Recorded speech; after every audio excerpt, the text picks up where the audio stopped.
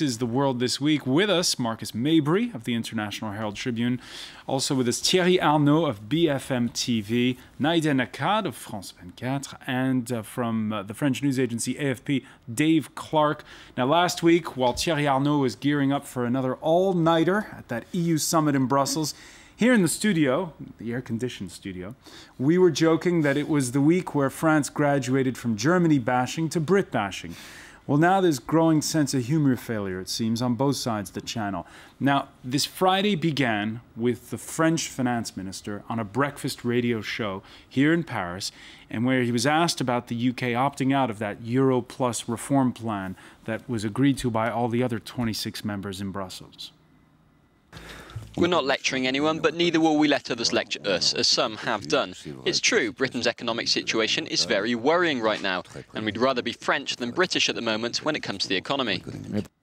All right. Now, the 46-year-old Barouin, Dave Clark, if you don't know him, he's relatively new to the job, youthful exuberance perhaps. Then, later in the day, his prime minister this is what he said. Our British friends are even more indebted than we are. This is on a trip to Brazil, and have a higher deficit, but the rating agencies do not seem to notice this. And if it had just been those two, it would have been just those two. But yesterday also Mr. Noyer, the head of the French Central Bank, said very similar things to the Telegram de Brest, a local newspaper. And Barouin himself has said similar things in Parliament. It begins to look a bit like a campaign. And like you say, a couple of weeks ago, we were talking about Germany bashing. That was the story of the week. People were worried about Germanophobie growing in France. And then this week, things seem to have turned, the attention seems to have turned to Britain.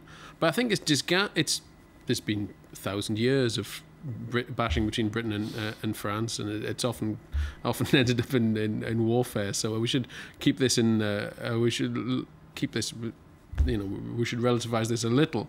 But I think it actually masks a bigger frustration they have with the structure of capitalism itself, and in effect with the ratings agencies and the markets right now. They're angry at the bond markets. They're angry at Standard & Poor's for threatening to downgrade them. They're angry a little bit at George Osborne, the British Chancellor of the Exchequer, Finance Minister, for comparing them to Greece. But they're also angry that the Germans won't let them print euros. And they know that the Bank of England can just turn the tap on anytime it likes. And that's why British bond yields are so low. French bond yields are not so low. And Italian and Greek ones are very high, because the Germans are insisting on not handing out money. So they're jealous of Britain, really. And I'm sure that's how the French would see it. I'm sure Thierry Arnaud agrees with you. I think there's a few things in those statements. I think after particularly what Chancellor Osborne had said, some French ministers thought it was maybe time for retribution. I think they're happy as well. Because Osborne is accused of pressuring the markets into putting the heat on France. Yeah, exactly. And I think it's also a way for them to try and take the attention away of what's going on in France. I think it's very clear that at this point that within the next few hours or within the next few days as well, the AAA for France is going to go away. And I think what the French hope at this point is that it will be one of several countries losing AAA at the same time, so that France is not singled out, and that we don't go down by 2 ticks, where the others would only go down by 1. Let me tell you, though, that after making this particular statement, French Prime Minister François Picard felt the need tonight from Brazil to pick up his phone and call Nick Clegg in London, the Deputy Prime Minister, to try and patch things up, smooth things over. So to speak, exactly. Marcus Mabry, are you fascinated, because as an American in Paris, to be listening to people discuss le triple A, triple A ratings on just bog standard radio and television shows? Well, I think the French should relax.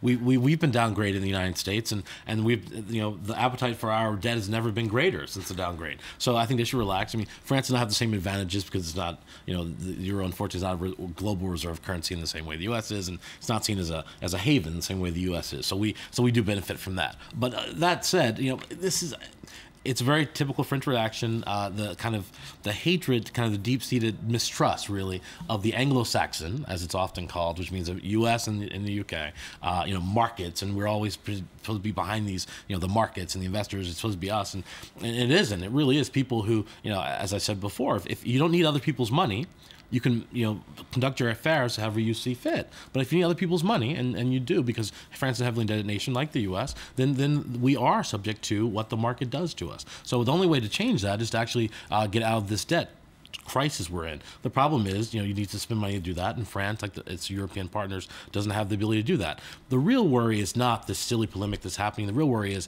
I think 2012 is going to be much worse than 2011 was, because I think January 2012, right away. So I think it's going to be a really great situation, and I worry about Europe. I worry about Europe because really what I see is this is part of a larger geopolitical decline of Europe. That actually is going to be, we're going to see in even greater detail next year, and again, a subsequent rise of Asia. The U.S. will kind of hold in the middle as a kind of, eventually America will be a middle power, much like the UK is today. That was once a great hyperpuissance. That's what the U.S. is today, and that's over. And that's really, I think, the real. Is it a relative decline, or is it an actual decline? Is Europe going to be less powerful compared to Asia, or are we just going to it's going to be an actual decline. I really do. I really do. And by the way, just you were mentioning if there's 1,000 years of banter between the French and the British. It's not like the British, by the way, to rise on the bait to such occasions. We can show you Matt, cartoonist for the Daily Telegraph, a man saying it's a AAA battery. I'm reminding the French of our credit rating. Now, on Monday, Britain's Deputy Prime Minister stayed away from the House of Commons as David Cameron, the Prime Minister, justified his decision to veto that deal in Brussels. I am absolutely clear that it is possible to be both a full, committed and influential member of the European Union, but to stay out of arrangements where they do not protect our interests. That is what I've done at this Council. That is what I will continue to do as long as I'm Prime Minister. It is the right course for this country, and I commend this statement to the House.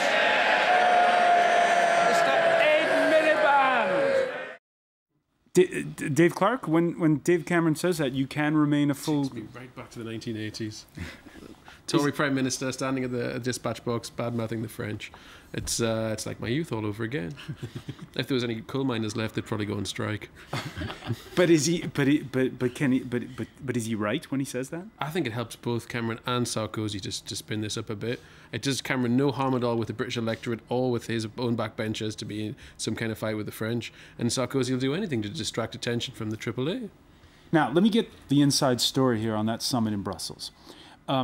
Some people say that Sarkozy tended a trap to Cameron, that Cameron was caught off guard when, I don't know, what is it, 3 a.m, Friday to Saturday, when Sarkozy said, well, 26 of us agree, what's your position?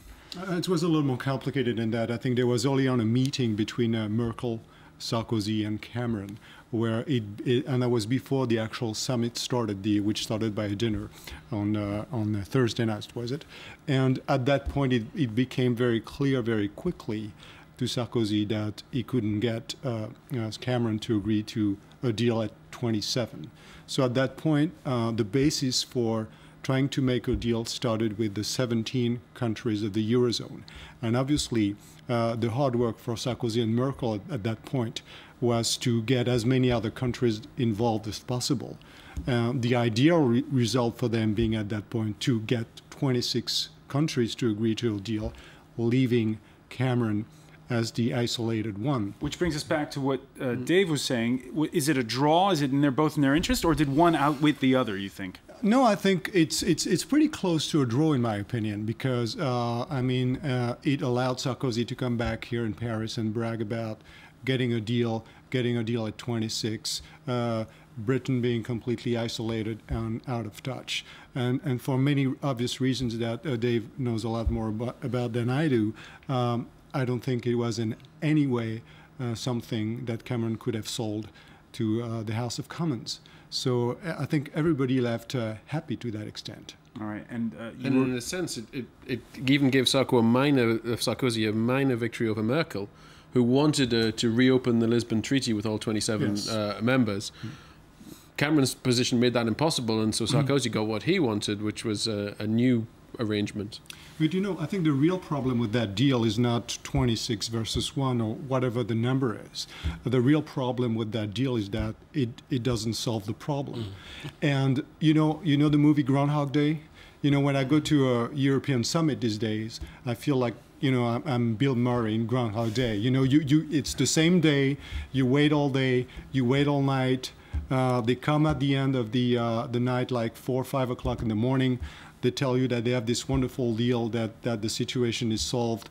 The markets seem to like it for a couple of days, and then they start to realize that, you know, basically the money is not there to try and solve the problem and to buy all this debt, and the markets start tanking again, and we make a new date for a new meeting that is worse than the one before in terms of how difficult the situation is when you get there. And the nightmare for Thierry Arnault is only beginning, because now they're going to meet once a month. Exactly. All right. But Mr. Cameron won't have to go. So he'll be very pleased about that. The British said today that they want to be part in all the discussions, including those meetings. Well, probably said Nick Clegg.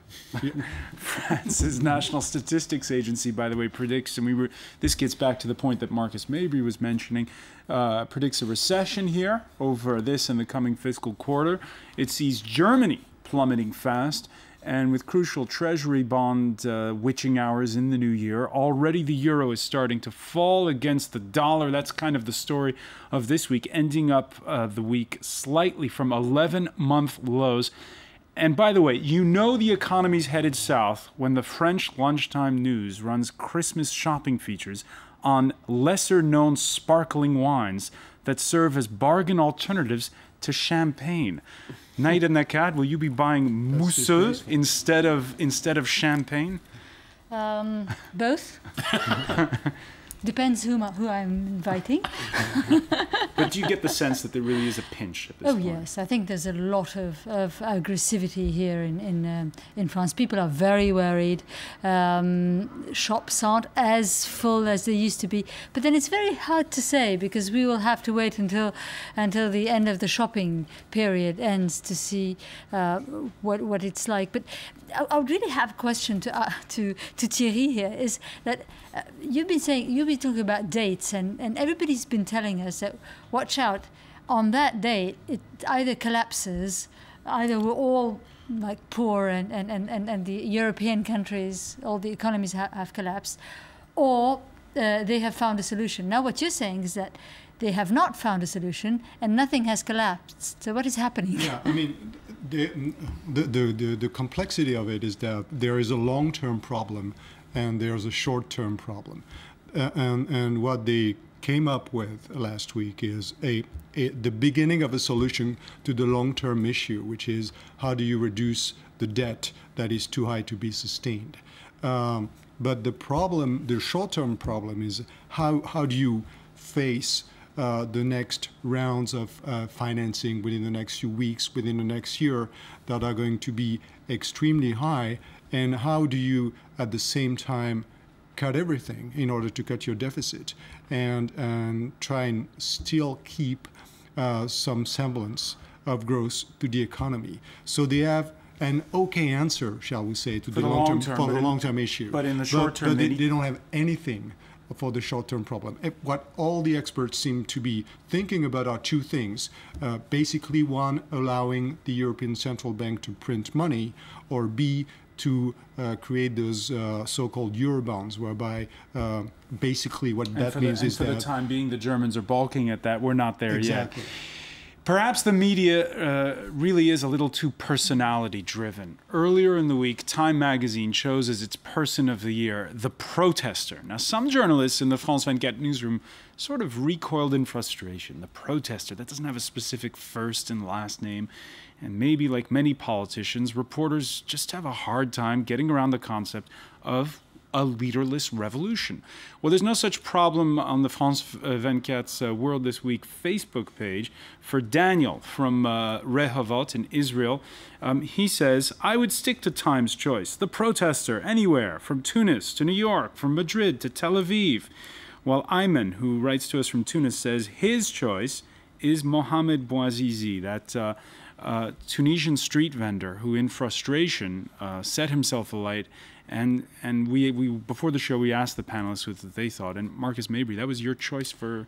It was my choice. You're talking about a 26-year-old fruit vendor, a simple man from a nondescript town 100 miles south of Tinnis, and out of frustration for first being abused by the police, which happened to him all the time, according to his family. This is just the way things always were. And then he went and complained to the municipal authorities, who ignored him, and out of his frustration. And this is so much of human history happens out of frustration. I mean, people like Rosa Parks, who wouldn't go to the back of the bus, not because she wanted to change civil rights laws and anti-discrimination law, Jim Crow laws in the U.S. to bring down. It was spontaneous. She was tired. She was tired. She didn't feel like moving to the back of the bus, and it's that frustration, that human emotion of, I just can't take it anymore, which leads to great historical moments. So for me, Mohamed Bouazizi is exactly the person in which all this kind of happened.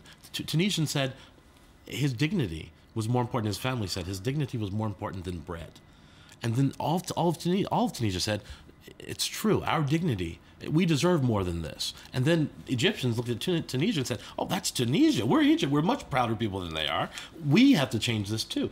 That human emotion of frustration was so key. It was key in Eastern Europe and those revolutions. It was key in looking back to the American Revolution against the United Kingdom. It was Americans didn't want to be taxed anymore. It's these little frustrations that change everything. And I think Time should have had the courage to say Muhammad. I think he wasn't famous enough, so Time didn't put him on their cover. Naida?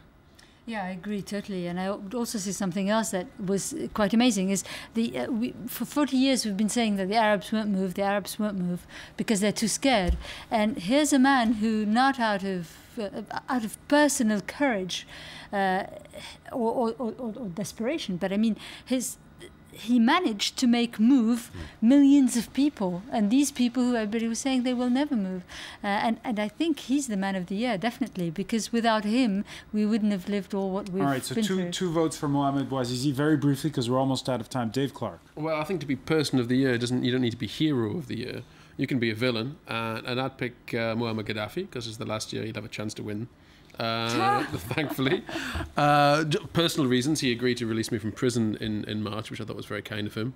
But also, frustration builds up because of guys like him, and he was all right, the other side of the coin. An extraordinary figure. Thierry Arnaud? I was greedy and I picked two. I picked Mohamed Bouazizi for all the reasons you have described, and I think it's important to remember what he stood for right now at a time where we're trying to build democracies, which is even more difficult than overthrowing a dictatorship. And your second? And my second was Angela Merkel, for all the reasons we've been talking about.